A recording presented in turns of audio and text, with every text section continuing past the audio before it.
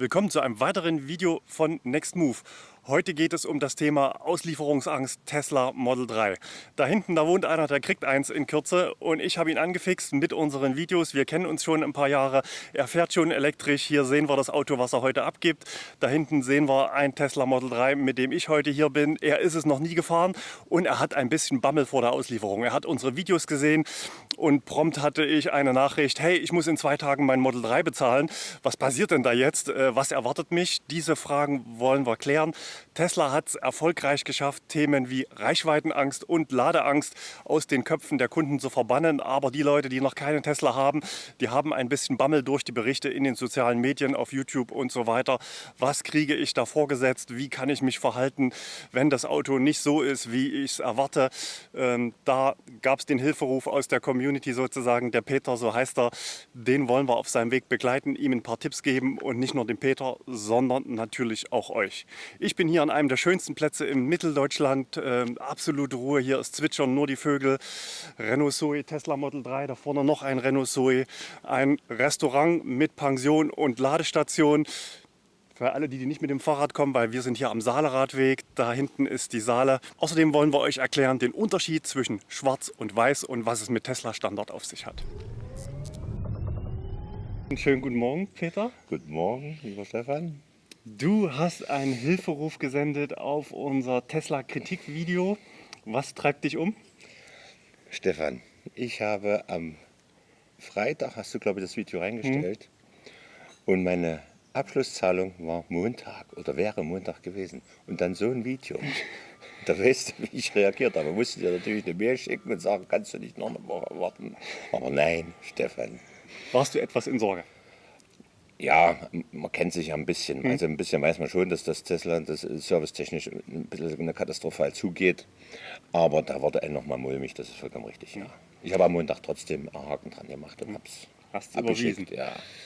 Wir kennen uns schon eine Weile. Ja, locker 4 Jahre, denke ich mal. Ja. Kenn ich dich, Und ja. du hast verschiedene Elektroautos getestet, zunächst im Autohaus. Und dein erster Ladevorgang abseits von hier?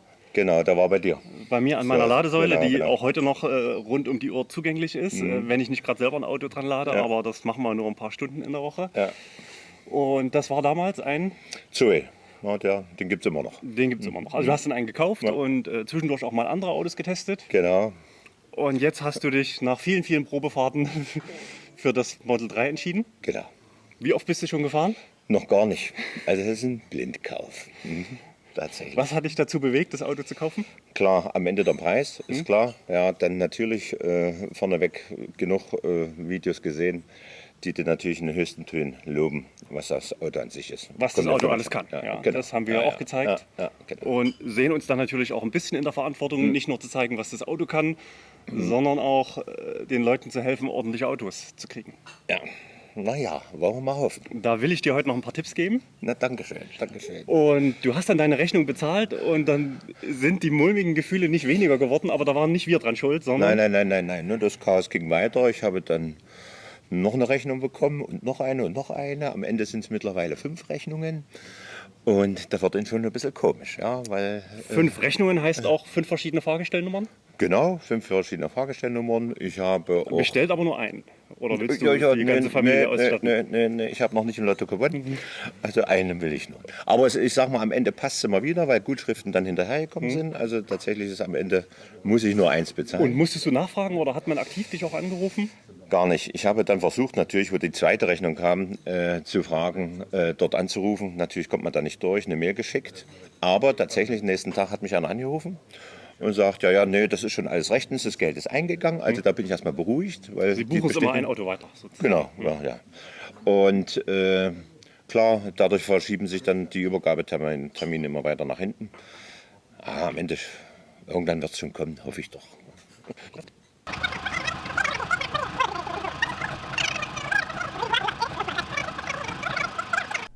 So, mit dem Peter bin ich den Ablauf soweit durchgegangen, jetzt aber nochmal etwas strukturierter für euch da draußen an den Geräten. Ich kann mich selbst noch gut erinnern, 2014, als ich damals mein Model S in Berlin abgeholt war, da ist man schon ein bisschen aufgeregt, ist freudige Erwartung, schläft auch die letzte Nacht davor ein bisschen schlecht. Da wäre unser Rat an euch, diese Emotionen euch aufzusparen. Wichtig ist es auch, euch telefonisch erreichbar zu sein. Also wenn Tesla möglicherweise anruft und einen Termin kurzfristig nochmal verschiebt, dann wäre es natürlich auch blöd, wenn man sich umsonst gefreut hat, aber dass ihr auch in der Lage seid, diesen Anruf anzunehmen. Denn Rückrufen ist oftmals nicht so einfach, auch in der Delivery. Und wir haben auch schon Kunden gehört, die umsonst hingefahren sind. Ja, unsere Checkliste hier im Video ist unter Mitwirkung eines Bloggers entstanden. Wir blenden ihn ein. Er heißt Benjamin, ist selbst Tesla Model 3 Fahrer und Übergabe geplagt, hatte also viele Mängel an seinem Fahrzeug, über die er im Blog auch berichtet. Tesla Ben ist sein Name oder der Name des Blogs, zu erreichen unter tesla-model-3.de. Und er hat eben auch von vielen Nutzern aufgrund seiner Berichte entsprechendes Feedback bekommen und gemeinsam mit uns auch das hier im Video zusammengetragen. Und den Link zum Blog packen wir auch unten nochmal in die Beschreibungsbox. Aktuelle Videos zu Auslieferungsproblemen sozusagen in jüngerer Zeit gab es natürlich auch zum Beispiel von Markus Meinschein, Tesla Markus, und natürlich auch von Uwe Kröger, T&T Tesla, die beide ein Model S Raven sozusagen der neuesten Generation da bekommen haben und beide auch nicht wunschlos glücklich werden, besonders der Markus. Und wenn euch dieses Video und auch die Checkliste, die wir hier gleich noch durchsprechen und auch verlinken dann unter dem Video, euch weiterhelfen, dann abonniert gerne natürlich unseren Kanal, teilt es mit euren Freunden, die vielleicht sich für ein Tesla Model 3 interessieren. Wir wollen auf alle Fälle an diesem Thema dranbleiben und sehen uns da auch in der Pflicht dahingehend, dass wir natürlich mit unserem Handeln viele Leute für das Tesla Model 3 begeistert haben. Wir haben es auch mehrfach geäußert. Technisch ist das Auto einfach der Knaller. Wenn man ein gutes Auto bekommen hat und keine Ausfälle mit dem Fahrzeug hat, kann man da also wirklich sehr glücklich werden mit diesem Fahrzeug. Und aktuell soll es eben nochmal darum gehen, den ersten Schritt gut zu machen, nämlich von der Bestellung zum eigenen Fahrzeug, dass man es dann auch wirklich kriegt. Hier im Video soll es ausdrücklich nicht um eine Rechtsberatung gehen. Wenn ihr also massive Sorgen habt, dann holt euch bitte professionellen Rat, konkret also anwaltlichen Rat. Im Video geht es jetzt auch sehr viel um Komfortmängel, die man natürlich auch nicht haben will. Bei Next Move hatten wir natürlich auch Fälle, wo es in der Auslieferung um echte technische Mängel ging. Ja, wir haben versucht, ein bisschen Struktur reinzubringen in die einzelnen Schritte des Ablaufs. Zunächst also vor Zulassung. Was ist zu tun vor Zulassung? Da wäre also zunächst zu prüfen, ob die Fahrgestellnummer auf der Rechnung und auf den, wenn ihr sie dann bezahlt habt, auf den zugesandten Fahrzeugpapieren, also dem Fahrzeugbrief, ob diese übereinstimmen. Wenn das nicht der Fall ist, also entsprechend bei Tesla melden und da um Überprüfung bitten. Wenn es mit Anrufen nicht klappt, dann entsprechend eine E-Mail senden und auf Rückmeldung warten, ob es das richtige Auto ist und dass Tesla entsprechend reagieren kann und euch auch noch eine passende Rechnung dann zum richtigen Auto schicken kann.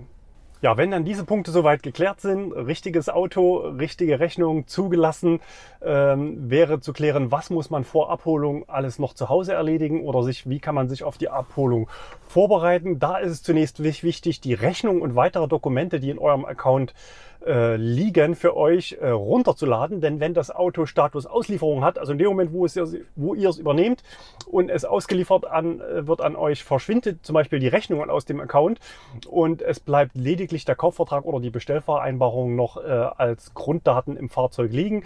Die Rechnung braucht ihr natürlich für den Abruf der 2.000 € von der BAFA, also den staatlichen Anteil der Prämie, und Gewerbekunden natürlich auch fürs Finanzamt. Außerdem Protokoll vorbereiten und Checkliste vorab durcharbeiten. Da gibt es von uns einen Download, den ihr gerne verwenden könnt, aber natürlich nicht müsst. Und noch ein Kundenhinweis, den wir bekommen haben. Taschenlampe, in manchen Auslieferungsorten ist es nicht so gut beleuchtet. Da kann die also helfen, entsprechende Mängel zu sehen. Tesla erfasst nach unserem Kenntnisstand die Übergabe nur noch digital. Und das heißt, der Mitarbeiter entscheidet, was da sozusagen Einzug ins Übergabeprotokoll findet. Und ihr bekommt keinen Ausdruck und keinen entsprechenden Auszug als PDF per E-Mail geschickt. Außerdem natürlich euch innerlich darauf einstellen, immer freundlich und sachlich bleiben. Und wenn Probleme bestehen, die ihr nicht akzeptieren wollt, dann redet nicht um den heißen Brei herum, sondern raus mit eurer Meinung und entsprechend auch direkte Ansprache. Ja, dann geht es an die Auslieferung. Da ist zunächst die zeitliche Komponente eine wichtige, dass ihr euch da entsprechend Puffer verschafft und euch nicht selbst unter Druck setzt. Das heißt, nach hinten genügend Zeit einplanen, euch keine Anschlusstermine machen. Das Wichtige ist, ihr habt Zeit. Das nächste wäre, dass wir empfehlen, ruhig schon ein paar Minuten vorher, so eine halbe Stunde vor der geplanten Auslieferung am Termin zu sein. Und da gibt es so eine Aufenthaltszone, da kann man sich schon mal reinsetzen und die Atmosphäre sozusagen schon ein bisschen aufsaugen, wie die anderen Kunden so drauf sind, wie es läuft und welche Fragen gestellt werden. Und das erleichtert euch dann sozusagen den eigenen Prozess. Wir empfehlen außerdem 1 bis 2 Zeugen mitzunehmen und nicht überrascht zu sein, auch wenn das Auto nicht gewaschen vorgestellt wird. Offenbar ist das mittlerweile Tesla-Standard. Und wir haben aber gehört, dass es da durchaus Unterschiede zwischen den einzelnen Übergabezentren gibt und dass aus Zeit- und Kostengründen es diese Anweisung gibt, die Autos entsprechend nicht mehr zu waschen. Der Vorteil in Anführungsstrichen für Tesla ist natürlich, dass man am schmutzigen Auto entsprechende Lackschäden nicht so gut identifizieren kann. Ja, dann natürlich, wenn ihr das Auto seht, entsprechend euch Zeit nehmen, das Auto auf Mängel, Lackschäden und so weiter, Verarbeitung zu prüfen. Da kommen wir später dazu mit der Checkliste. Mängel durch Fotos zu dokumentieren, also eigene Fotos machen, am besten auch diese Metadaten erlauben, dass das Auto, dass die Kamera also in den Daten des Bildes auch hinterlegt, wo das Bild aufgenommen wurde und zu welcher Uhrzeit und entsprechend da also Fotos machen, ruhig auch mal ein Foto machen, wo man sieht, an welcher Stelle die Fotos aufgenommen wurde, also das Umfeld des Übergabestandorts ruhig mal mit aufs Foto mit aufzunehmen, die Checkliste entsprechend abzuarbeiten, ein eigenes Protokoll entsprechend abzufertigen. Das ist in der Checkliste, die wir bereitstellen, mit drin. Von Tesla gibt es ja keins. Namen eures Ansprechpartners von der Delivery auch dort mit zu vermerken, euch und den Namen eures Begleiters mit zu vermerken und entsprechend auch zu unterschreiben. Wir gehen davon aus, dass der Tesla-Mitarbeiter nicht gegenzeichnen darf und Punkt für Punkt einfach abarbeiten. Wichtige Punkte, die so einfach klingen, aber nicht vergessen werden dürfen, ist die Fahrgestellnummer. Stimmt die Fahrgestellnummer des Fahrzeuges mit den Papieren überein? Wir haben schon Fälle gemeldet bekommen, wo es nicht geklappt hat. Falsches Auto, nicht versichert, nach Hause gefahren, der Kunde hat es nicht gewusst. Kilometerstand natürlich auch überprüfen. Den sieht man, wenn man oben in der Mitte auf dem Screen auf das Tesla-Zeichen drückt. Dann springt da entsprechend das passende Menü auf. Konfiguration des Fahrzeuges überprüfen. Ist es das, was ihr bestellt habt? Lieferumfang überprüfen. Das heißt, sind die beiden Ladekabel und für den Tesla UMC, das universelle mobile Ladekabel, ob da die beiden Adapter, also Schuko und Camping Blau dabei liegen. Fehlermeldungen dürfen natürlich keine angezeigt werden. Das Einzige, was ist, dass der Autopilot sich dann noch erst beim Nachhausefahren kalibriert. Das wäre soweit okay. Ja, dann natürlich auch, das gehört zu einer Fahrzeugübergabe dazu, das Fahrzeug gerne auch erklären lassen. Die Bedienung ist auf den ersten Blick relativ einfach, aber es gibt ein paar Dinge, die sind tricky. Wenn ihr selbst sozusagen noch nicht Model 3 gefahren seid und euch noch nicht so tief mit dem Auto beschäftigen könntet, dann sagt das, dass ihr Anfänger seid, dass ihr keine Ahnung habt und gerne eine Einführung auch haben möchtet. Und nicht zuletzt auch prüfen, das könnt ihr vor Ort noch machen, in dem Moment, wo der Tesla-Mitarbeiter seine Auslieferung abgeschlossen hat, sollte das Fahrzeug auch in der App auftauchen, dass ihr also Zugriff habt auf die Bedienung des Fahrzeuges, was denn alles über die App möglich ist. Ja, was ist, wenn ihr nun wirklich Mängel feststellt am Fahrzeug? Da ist die erste Empfehlung, erstens auf keinen Fall unter Druck setzen lassen, die Dinge nicht kleinreden lassen. Ihr habt ein Rückgaberecht, den Link zum Rückgaberecht, dass ihr es gerne selber nochmal lesen könnt, haben wir euch unten in die Box reingepackt. 7 Tage und 1600 Kilometer. Natürlich müsst ihr die 1600 Kilometer nicht voll machen. Ihr könnt auch gleich das Auto zurückgeben, wenn es also nicht im Neuwagenzustand ist, wie man das erwarten kann. Wir geben hier Tipps, dürfen aber natürlich nicht rechtlich beratend tätig werden, also selber lesen. Die Folge einer Rückgabe, eine mögliche Folge, ist eine 12-Monats-Sperre bei Tesla für die gleiche Konfiguration. Insofern für einen Flottenbetreiber wie Nextmove natürlich keine echte Option. Als Privatkunde könnte man das hinnehmen, aber irgendwann wären wir dann durch mit den möglichen Konfigurationen, dass wir also dann keine Autos mehr kriegen, nur weil wir das manchmal auch gehört haben. Ja, warum habt ihr nicht storniert?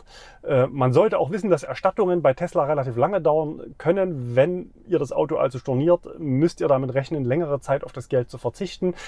Der Tesla-Standard sind wohl 45 Tage. Uns hat ein Kunde auch berichtet, dass nach 80 Tagen noch kein Geld war. Da war möglicherweise, spielte auch manchmal das Quartalsende eine Rolle beim Zahlungstermin für Erstattungen. Ja, Tesla-Standard, ich habe es schon ein, zwei Mal erwähnt.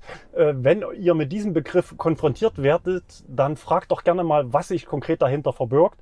Denn nach unseren nach dem, was wir gehört haben, werden Kunden gelegentlich damit konfrontiert, aber man kann halt nicht erklären, was der Tesla-Standard tatsächlich ist oder wo etwas dazu geschrieben steht. Wenn die Mängel erheblich sind und das Übergabegespräch ans Kriseln gerät, kommt dann auch manchmal Aussagen wie, ein neues Fahrzeug wird frühestens in 3 Monaten kommen oder dass es nur geringfügige Mängel sind. Das würden wir an eurer Stelle oder euch empfehlen, das zu ignorieren. Es ist ein Neuwagen. Jeder von euch, der ein Model 3 bekommt, hat mindestens 42.000 Euro nach BAFA sozusagen dafür bezahlt. Das heißt, man kann einen mangelfreien Neuwagen erwarten und nach Möglichkeit, wenn es also Mängel gibt und ihr das Fahrzeug abnehmen sollt, versucht zur Voraussetzung zu machen, dass die euch das schriftlich bestätigen, mit Name des Ansprechpartners, mit einem Stempel von der Delivery oder von Tesla und mit dem Datum und den Ablauf der Mängelbeseitigung und Schadensregulierung, das zu klären. Wenn euch das verweigert wird und ihr euch trotzdem entscheidet, das Fahrzeug mitzunehmen und euch hinterher mit Tesla auseinanderzusetzen, dann bleibt euch nur die Eigendokumentation oder eben auch der harte Weg wäre eine Stornierung, das Auto nicht mitzunehmen, mit den Folgen, die ich da vorher schon erwähnt habe. Das Problem an der ganzen Sachlage ist, dass die Tesla-Arbeiter fast nichts entscheiden dürfen und gerne auch mal das Spiel spielen, dass der passende Ansprechpartner ist immer der einem im Moment des Gesprächs gerade nicht in die Augen schaut, dass man sich woanders oder an andere Abteilung wenden soll. Wenn euch das Ganze zu bunt wird, dann gerne den Standortleiter des entsprechenden Service Centers oder Auslieferungscenters hinzurufen lassen oder wenigstens anrufen lassen und versuchen auf diesem Wege die Probleme zu klären. Schwarz oder weiß? Dieser Frage wollen wir auch noch nachgehen. Wir hatten es in der Einführung angekündigt. Da gab es vor einigen Wochen eine Änderung im Konfigurator. Davor war das Uni-Schwarz die kostenlose Farbe. Alle anderen Farben haben einen Aufpreis gekostet.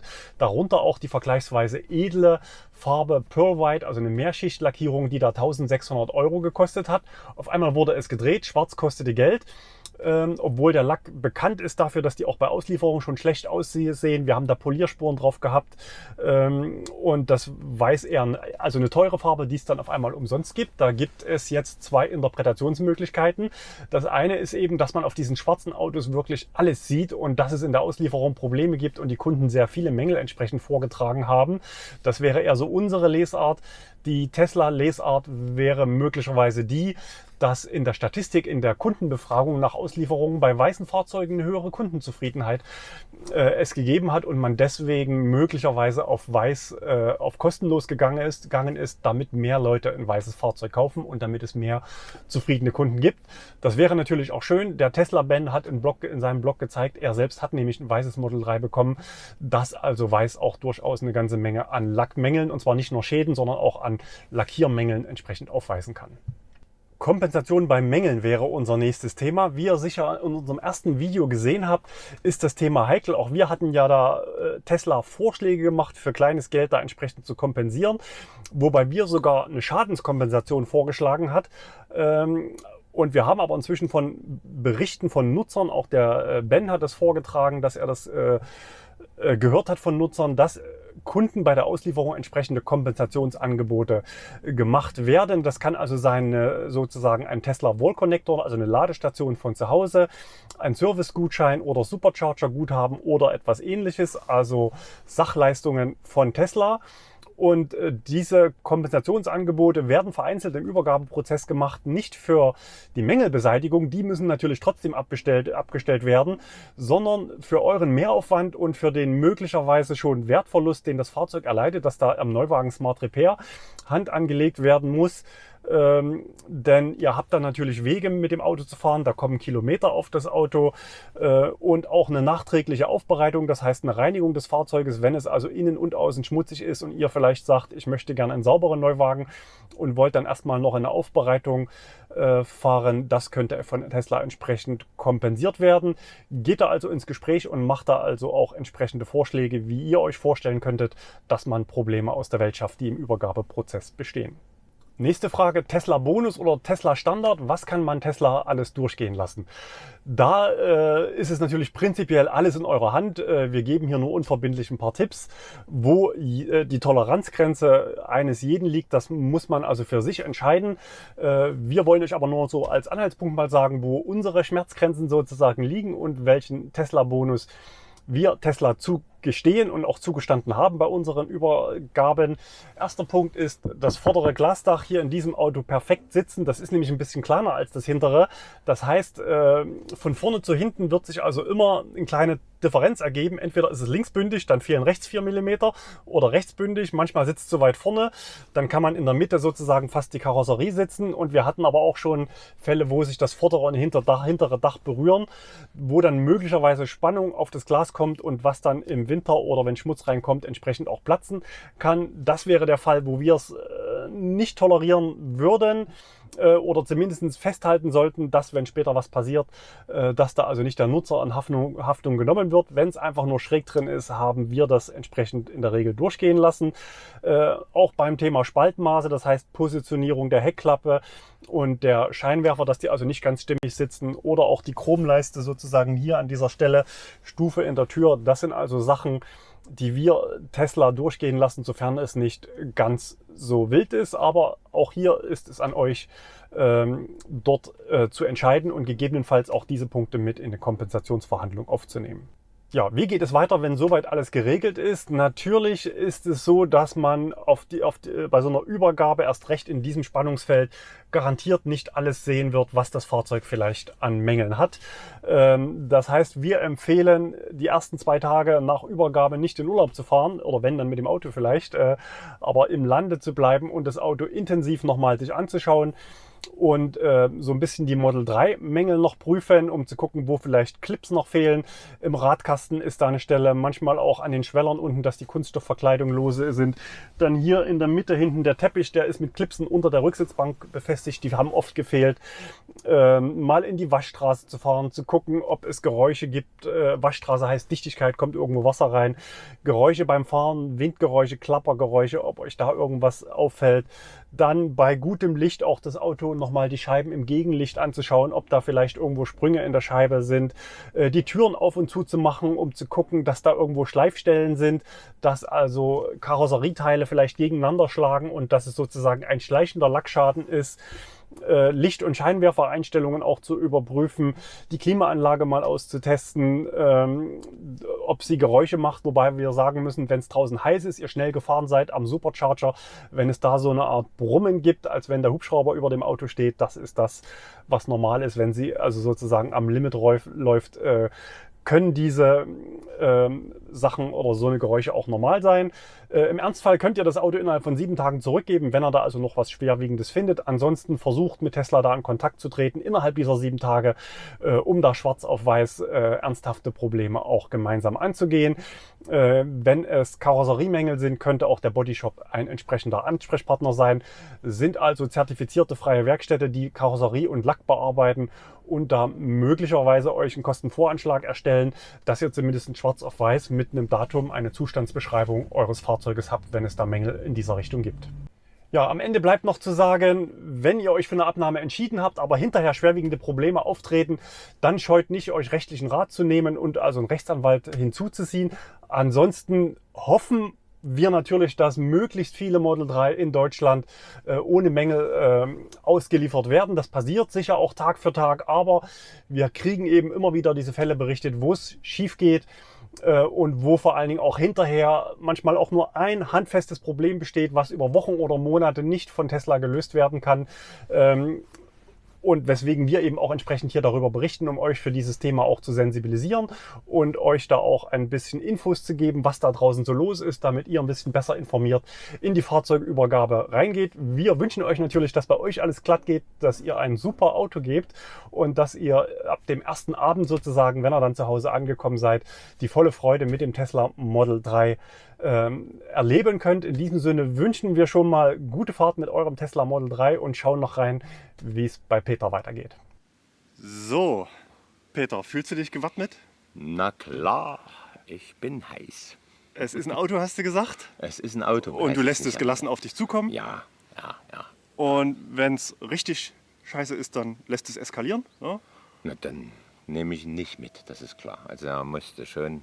Und wenn es so lala ist, dann muss man drüber reden. Ja. Und Auslieferungstermin, gab es schon wie viele? Na, ich habe vom 26. August bis zum 19. September. 3 Stück insgesamt Ja. und der 19. September. Ich denke mal, das ist die letzte Steht Rechnung. Ja, wollen wir hoffen, dass es das Wir wünschen viel Erfolg. Es gibt ein Long Range Allrad in Weiß Genau, mit dem einfachen Audi-Piloten. genau. Unsere Empfehlung auch, 18 Zoll Räder. Ne? Ja. Genau, so machen So, wir's. so soll es sein. Viel Erfolg. Danke.